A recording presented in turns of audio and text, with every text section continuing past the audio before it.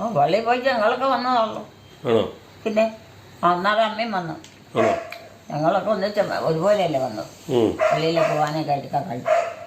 അതാ മുദ്രയായിട്ട് അവിടെ എവിടെയൊക്കെ പോയി നിന്നാലുണ്ടല്ലോ വീട്ടിലുള്ള കാര്യങ്ങളൊന്നും നടക്കുകയല്ല, എല്ലാം കുഴഞ്ഞു പോകും.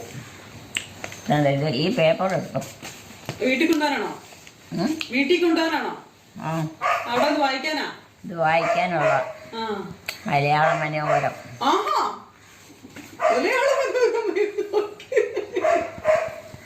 അമ്മ വായിച്ചോണ്ടിരുന്നല്ലേ. അമ്മ പരസ്യം പറയണോ മലയാള മനോരമയുടെ? മലയാള മനോരമയുടെ പരസ്യമൊക്കെ പറയുകയാണോ?